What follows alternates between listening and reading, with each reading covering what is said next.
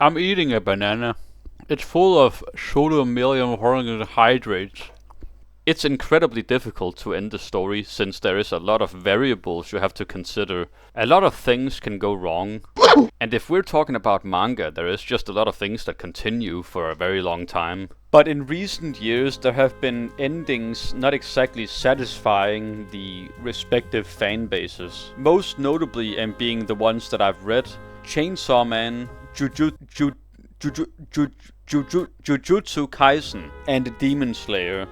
First, what makes a good ending? And I guess that is just a little difficult to say, but in a general sense, it should feel like the culmination of the story you've read. The biggest and last payoff to all the character development, as well as concluding every theme it's been juggling throughout to come full circle. However, it doesn't mean you just follow the sheet of paper that says you have to do these things. Which brings me to this unspoken rule, or rules. It's like an all-encompassing thing, being intent, purpose, and the reason for its existence. What is the purpose of the story? Why is it worth telling? Let's get into it.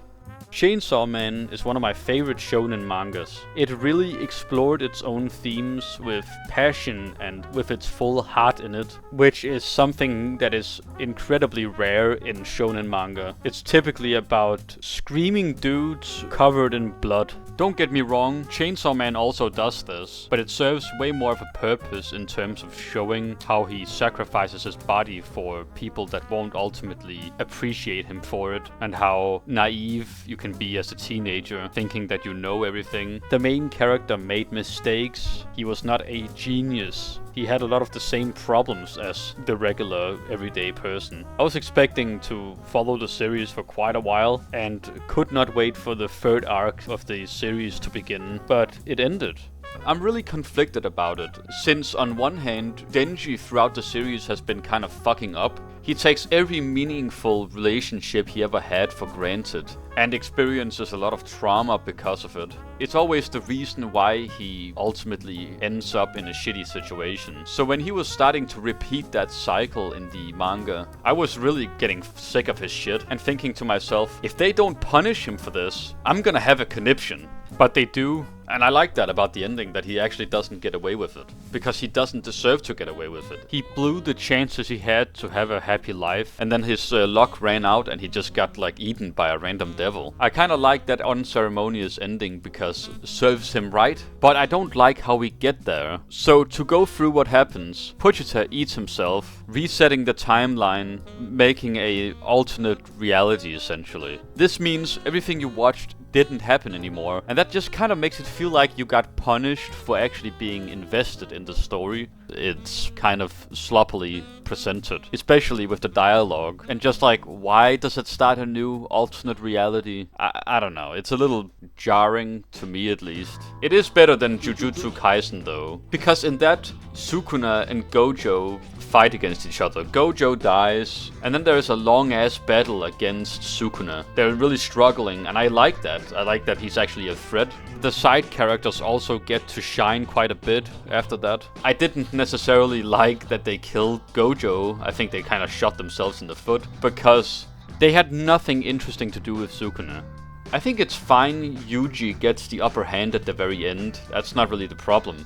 It's more that he wins against him in an argument. And on paper, I kind of like that. To beat the villain of your shonen manga with an argument. I think that's clever. If it wasn't a over 1,000-year-old creature. It would make sense if it was someone who was evil for the same amount of time that Yuji has been a part of the sorcerer world. But Sukuna has been evil for so long, he's not gonna be slaughtering humans for many, many years. And then because a teenager talks to him and punches him in the stomach, that's the therapy he needs, making him quit to never come back again. It's kind of the very specific scenario where that kind of idea wouldn't work.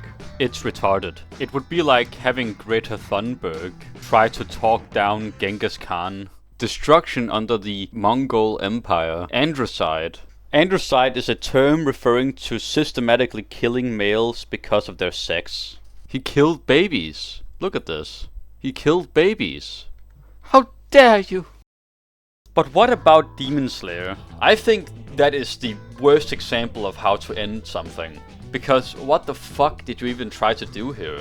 It's such a boring ending, so basic. It's a blink and you'll miss it, basically. Tanjiro gets possessed by Musan, and then by the power of love, he just beats him. What was learned in that ending? At least with Jujutsu Kaisen, even though I don't like it and it doesn't make any sense at all, there is still this idea about Sukuna being evil, and he has been the strongest throughout every decade. But he kind of accepts his loss with some kind of grace. He's a king, I think that's like the idea there. I don't really know. I don't personally think it's that great.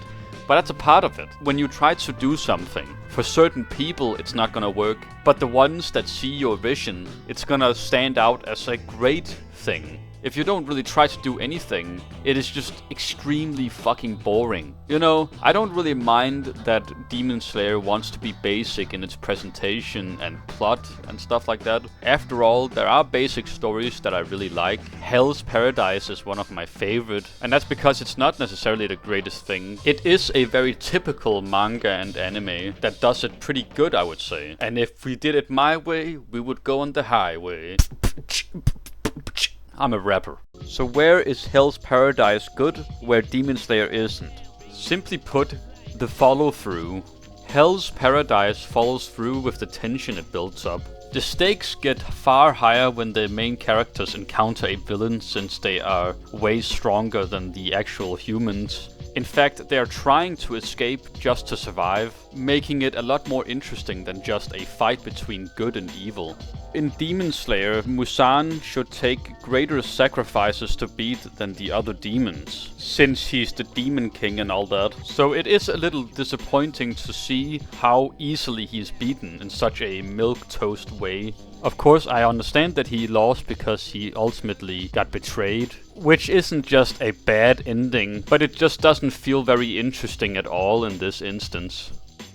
Storytelling is difficult. It's a hard thing to nail, especially the ending. I would like a lot more planning out beforehand from some of these artists. But I also know everything is very time consuming, which is why I'm torn on this. On one hand, I think people could plan it out better, but on the other hand, it might just not really be that simple. That's why you can blame it on audience responsibility, though you can't even do that fully, because the audience can't really do much either way, since all of the different art industries are monopolized by someone. They dictate how it's made a lot of times. That does not, however, mean we can't criticize it. It's important to criticize art, and even though I said it's difficult sometimes, it is important to criticize the audience when it's appropriate. Give money towards the people that are actually working hard to make things work. The instances that I've talked about,